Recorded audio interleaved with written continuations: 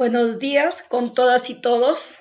El día de hoy, chicas, chicos, vamos a trabajar en el curso de cívica, ¿no? El tema denominado Problemas de convivencia en nuestro país. Está dirigida a chicas y chicos de tercer grado de secundaria y quien lo desarrolla es su Miss Gioconda. Muy bien. En una sociedad tan diversa como la peruana, es importante estar consciente de algunos desafíos que afectan la convivencia democrática. En este tema conocerás las características de algunos de ellos, en particular la discriminación, la violencia, el tráfico de drogas, la delincuencia, las barras bravas, etc. La convivencia en una sociedad democrática no es sencilla. Requiere como principio básico un estado de justicia pleno, donde la ciudadanía se sienta completamente amparada por las diversas instituciones estatales, sin distinción de ningún tipo. Cuando esto no ocurre, emergen diversos tipos de problemas, tales como la discriminación, ¿no? Que es la distinción, la exclusión o restricción de los derechos de algunas personas o grupos, está atenta contra la convivencia democrática, porque afecta la dignidad de las personas y anula su capacidad para participar en ámbitos como la política, la economía, la cultura, etc. También, por ejemplo, la exclusión social, que es el conjunto de mecanismos que impide a ciertos grupos sociales disfrutar plenamente de las posibilidades del progreso que ofrece una sociedad. Estos mecanismos ocasionan falta de acceso a los servicios de salud, carencia de vivienda, inadecuada inserción en el mercado laboral, falta de educación de calidad y ausencia de una representación política efectiva en nuestro Estado. Entonces, chicas, chicos, ¿no? Iniciaremos estos problemas de convivencia en nuestro país. ¿Cuáles son esos tipos de problemas de convivencia que nosotros tenemos, ¿no? Que nuestra sociedad se dan en el día a día. A ver, veamos estos tipos, ¿no? De los problemas de convivencia en nuestra comunidad, en nuestra sociedad. Tenemos en primer lugar la infidelidad. ¿Qué es la infidelidad? Nos dicen que la ruptura de una promesa de permanecer confiables el uno al otro en relación de pareja, y esta promesa puede adquirir la forma de matrimonio, noviazgo o unión, ¿no? Entre la pareja. La infidelidad es un abuso o mal uso de la confianza que se ha depositado en otro u otra en una relación. Sin embargo, la falta de fidelidad concibe también otras actitudes que traicionan la confianza y el compromiso recíproco, tales como mentir al otro o a la otra en cualquier contexto, tomar decisiones sin considerar la opinión del otro o la otra, mantener relaciones afectivas con otras personas, ¿no? Entonces allí, este es un problema de convivencia en nuestro país, la infidelidad, ¿no? Entre las parejas. Seguimos. La pobreza. Miren, imagínense estas imágenes, esto es nuestro país, ¿no? Esto es lo que se vive en la actualidad. Así es la existencia de un grupo de nuestra población, ¿no? Que vive en los cerros, que vive en callejones, ¿no? Que vive en situaciones ínfimas, ¿no? Donde no hay servicios de agua, no hay servicios de luz, no hay servicio de desagüe, ¿no? La gente invade un espacio, ¿no? Un espacio determinado, y allí pues empiezan a construir sus casas hasta que luego la municipalidad les va dando ya esos títulos de propiedad para que puedan construir. Ahí es donde la gente empieza ya la construcción de sus viviendas, ¿no? Veamos, entonces, ¿qué es la pobreza en nuestro país? La pobreza ha alcanzado en los años 2020, ¿no? Su nivel más alto en 10 años, afectando al 30,1% de la población debido a la recesión económica generada por la pandemia de la COVID-19. Ustedes saben, chicos, chicas, que como consecuencia de esta pandemia, nosotros estuvimos encerrados desde el mes de marzo, ¿no? Hasta prácticamente ya el mes de julio. ¿Mm? Agosto, cuando ya se empezó a poder transitar en nuestro país, antes estaba prohibido. ¿Y qué es lo que va a traer esta situación? Pues va a traer ¿qué? Despidos en los trabajos. ¿Cuánta población? Más de 7 millones de pobladores se quedaron sin trabajo como consecuencia de los cierres de las actividades económicas en nuestro país, ¿no? Y luego, cuando ya la enfermedad empieza a expandirse en nuestra sociedad, las muertes, yo conversaba con una amiga y me decía que la medicina con que se ataca a esta pandemia, a la enfermedad, no a la COVID-19, son muy caras, ¿no? Y eso ha hecho pues que mucha de la gente tenga que vender lo que tenían, hasta han vendido casas para poder salvar la vida de su padre, de su madre. No han tenido que vender sus carros, sus bienes, han tenido que venderlo. ¿Por qué? Porque me decía que una, la atención en la clínica, otra, la medicina, cara, ¿no? Todo era caro. Por tal motivo, pues eso ha hecho que nuestra pobreza en nuestro país aumente. Fíjense la cantidad que aumenta, el porcentaje que ha aumentado, ¿no? Nos dicen que es el más alto después de 10 años. El aumento de la pobreza estaría asociada a la paralización de la mayoría de las actividades económicas ante el estado de emergencia nacional y aislamiento social obligatorio por la presencia de la COVID-19 en nuestro país. Pero no solamente la pobreza ha afectado a Perú, ha afectado a muchos países, hasta los países ricos han sido afectados por esto, ¿no? Ya es así que los países europeos ya están entrando a la normalidad en esta época, ¿no? Ya se está viviendo ya la normalidad. ¿Por qué? Porque ya fueron inoculados con la vacuna, lo que todavía en nuestro país recién ha empezado. Muy bien, seguimos. Otro problema de convivencia en nuestro país son los sueldos bajos, ¿no? Los sueldos, el Perú nos dicen que el salario mínimo es de 930 soles, ¿no? Fíjate, 930, ni siquiera 1,000 soles. Ni siquiera 1,000 soles es el sueldo mínimo en nuestro país, que equivale a $281. Y por diferentes motivos no ha subido desde marzo del 2018. En esa época subió 80 soles, ¿no? O sea, $24 más. Se esperaba que el gobierno peruano subiera el sueldo mínimo, ¿no?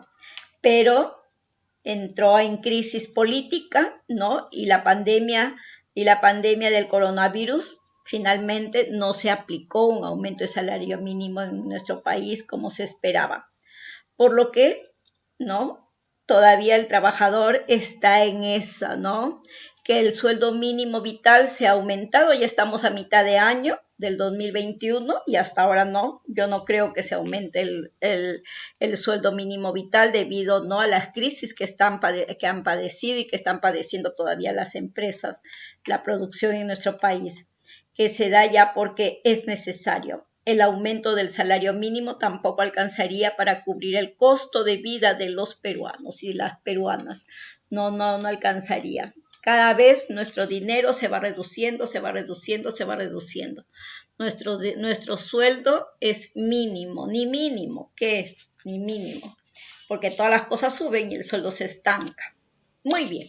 Tenemos también el pandillaje. Fíjense, el pandillaje, ustedes habrán visto seguramente acá en Piura, ¿no? Como se reúnen grupos de adolescentes y salen, ¿no? A gritar, a insultarse, a atacarse, y lo que estamos viendo aquí en estas imágenes.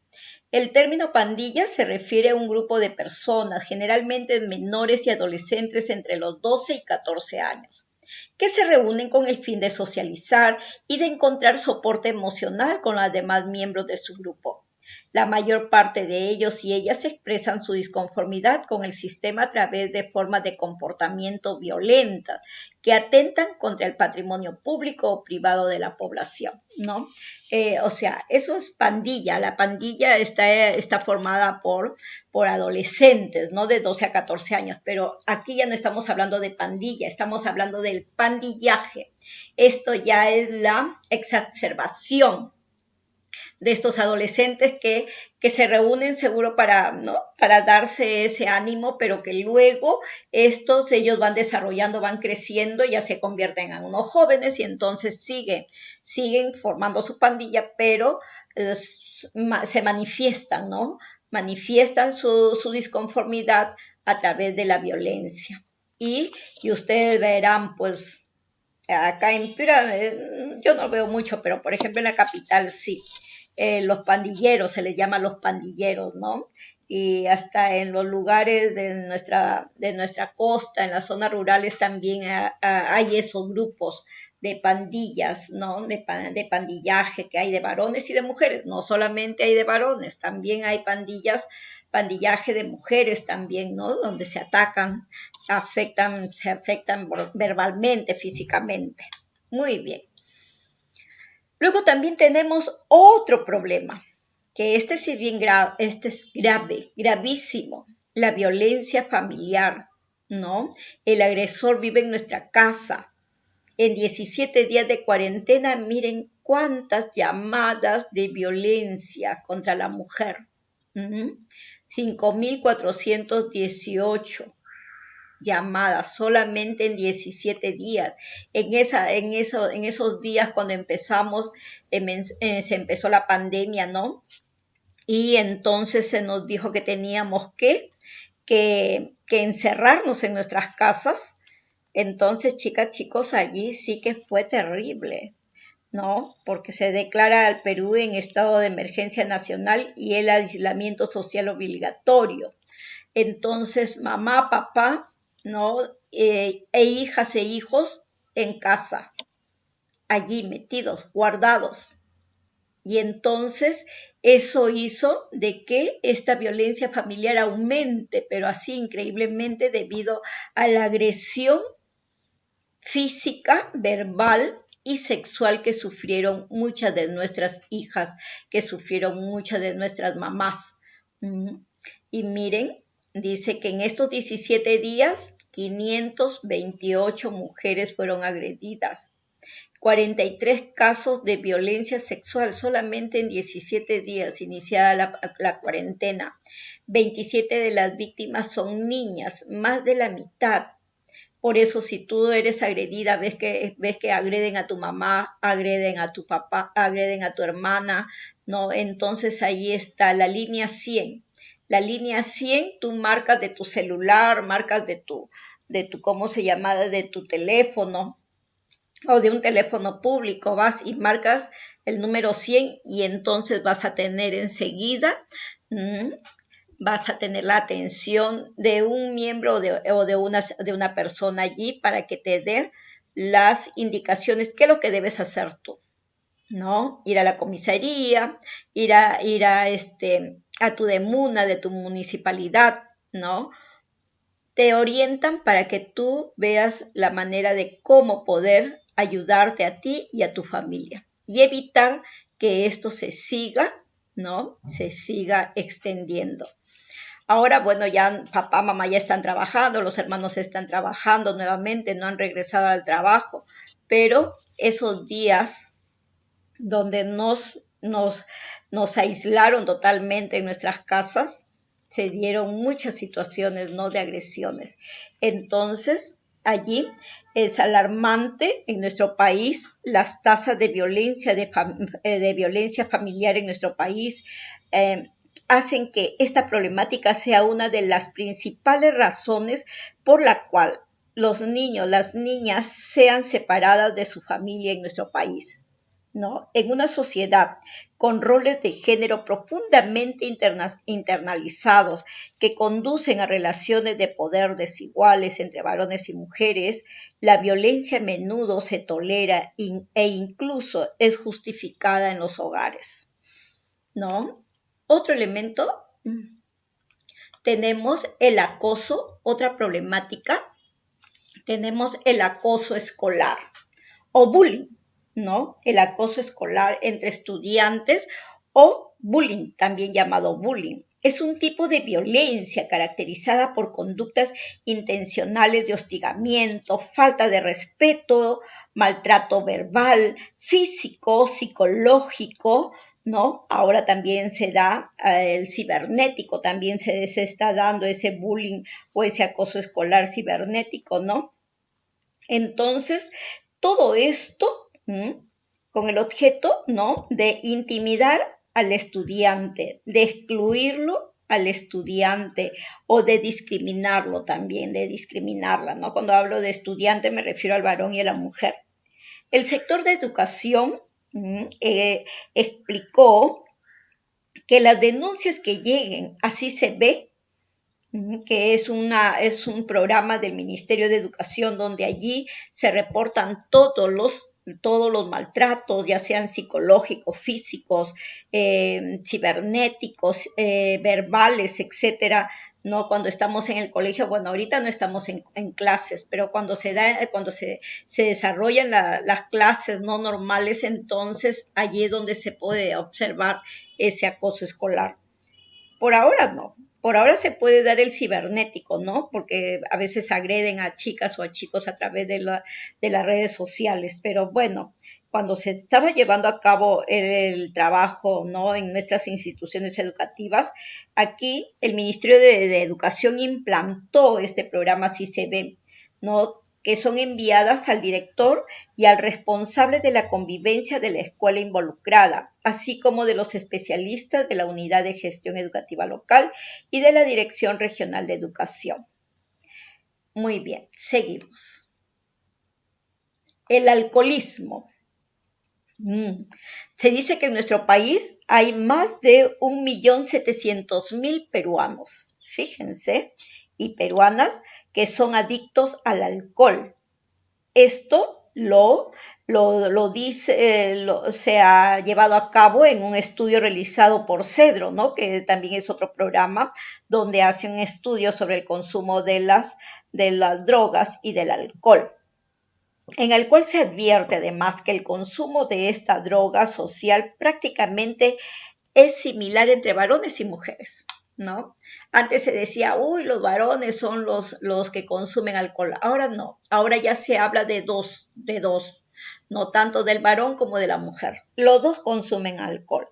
Hay una gran cantidad de jóvenes, son estudiantes universitarios y también escolares, que beben en promedio 2 veces por semana. Pero hay un subgrupo que lo hace 3 veces por semana, fíjate, ¿no? Mientras que hay un porcentaje más pequeño lo hace interdiario. En este último ya hablamos de gente alcohólica, ¿no? Fíjate, se empieza de poquito, ¿no? Y luego ya te conviertes en un alcohólico o en una alcohólica. Y este alcoholismo trae consigo violencia en nuestra casa, ¿no? Papá alcohólico, mamá alcohólica o un hijo alcohólico trae problemas, ¿no? En nuestra casa. Muy bien. Otro problema también que se presenta es la drogadicción. Es una enfermedad que socava no solamente la salud mental, ¿no? De la persona, del consumidor, sino el sistema cardiovascular, tu hígado, ¿no? Entre otros órganos más de nuestro cuerpo, los cuales se ven seriamente comprometidos. El tabaco, ¿no? Tenemos el tabaco, consumido casi exclusivamente en forma de cigarrillos, es la segunda sustancia tóxica más consumida en nuestro país. Pero si ustedes se dan cuenta, chicos, chicas, ahora ya los ciudadanos, los peruanos y en todo el mundo ya se está dejando, ¿no? Poco a poco. Ya no vemos mucha gente fumando. Antes tú entrabas a un lugar o andabas, subías a un carro y hoy se sentía el olor, ¿no? Del tabaco. Ahora ya la gente está dejándolo, ¿saben por qué? Porque se ha encontrado que el tabaco o el tabaquismo trae consecuencias negativas en la salud de las personas, sobre todo en sus pulmones, ¿no? Se les detecta ahí la fibrosis pulmonar, que es una enfermedad donde se va degradando tu pulmón, se va endureciendo como piedra hasta que tienes que utilizar el oxígeno, lo tienes que utilizar las 24 horas del día. Porque tus pulmones dejaron de funcionar. Entonces, en nuestro país, este problema, sobre todo el uso del tabaco, ha disminuido. El consumo de la droga, no, por eso tú como adolescente, cuando alguien se te presente a la droga, dile no gracias, no gracias, y vas a ver cómo vas a ser un joven sano, vas a ser un joven libre, una señorita libre, sana, sin necesidad de nada, ni de pastillas, ni de polvos, ni de hierbas, ni de nada. Muy bien, seguimos. La prostitución juvenil. ¿No? En nuestro país la explotación sexual comercial infantil es una gravísima situación que afecta a un número creciente de niños, niñas y adolescentes. Lamentablemente, no existe una cifra precisa y confiable que muestre la dimensión del problema en toda su magnitud. No obstante, la prostitución infantil es común en nuestro país y especialmente en las comunidades mineras aisladas de la Amazonía peruana. Si bien la pobreza es una causa importante de la prostitución infantil, parte del problema también es una actitud social que considera normal el sexo, incluido el sexo remunerado, entre varones, adultos y niñas, ¿no? Y niños adolescentes. Entonces, hablamos de niños, niñas, ¿no? Y adolescentes que se prostituyen. Por eso se habla de la prostitución juvenil. Hablamos también de la discriminación. Es uno de los problemas más graves que afecta también a la sociedad peruana, pues perpetúa el contexto de desintegración de parte de ciertos sectores e instituciones contra aquellos que son considerados como diferentes y hasta inferiores. La existencia de prácticas discriminatorias en nuestra colectividad es amplia y frecuente. Sus manifestaciones se encuentran presentes en la mayoría de las interacciones sociales. Sin embargo, frente a esta situación, el Estado no ha desplegado una política consistente y eficaz que permita revertir esta problemática, ¿no? Hasta los medios de comunicación sacan. Miren aquí, por ejemplo, se burlan de la mujer andina, ¿no? Este señor se burla de la mujer andina, desmuelada, la sacan como una mujer desmuelada, ¿no? Toda maltrajeada, toda tontona. Y el negro también, ¿no? La población afrodescendiente de nuestro país también lo presentan así, como un bembón, un sonso. Y no es eso, no es eso. O también en los restaurantes anteriormente, si entraba una persona, ¿no? Que no les agradaba al administrador, inmediatamente mandaban a decirle que por favor se retire porque no podían ingresar. En cambio ahora ya no. Bueno, ha salido una ley no referente a esto. Imagínate cómo comparan a una joven, ¿no? Vestida toda ella elegante con una mujer andina. No, pues esas son tonterías. Todos somos iguales, nos han dicho. Desde chiquititos te dicen que todos somos iguales, todos y todas. Muy bien. El analfabetismo es una condición que imposibilita, ¿no? A las personas el acceso a las oportunidades que le ofrece la sociedad. Es al mismo tiempo una expresión educativa de la pobreza.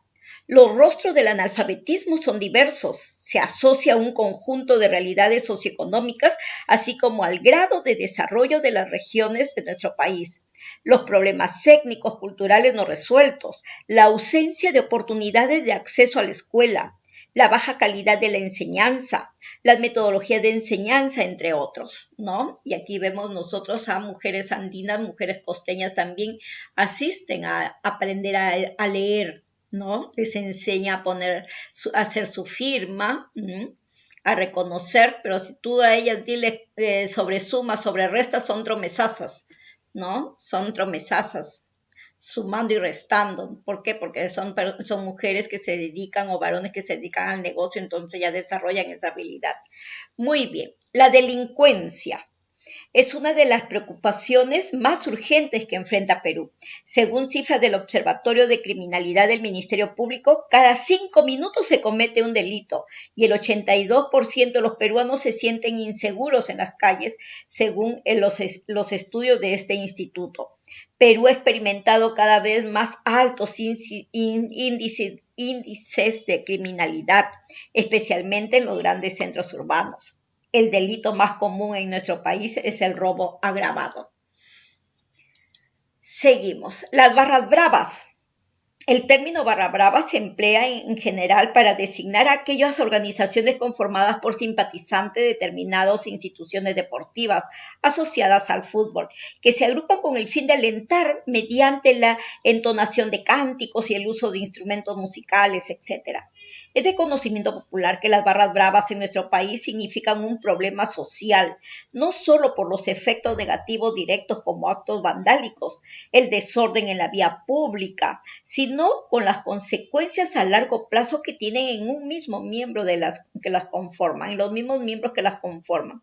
Si bien es una realidad que no ha surgido recién, nunca se ha planteado una solución sistemática, sino que se han tomado medidas coyunturales y bastante laxas que no contribuyen a erradicar el problema. Muy bien. Otro también es la trata de personas. Nuestro país es un país de origen, tránsito y destino para varones, mujeres, niños y niñas sujetos a las tratas de personas.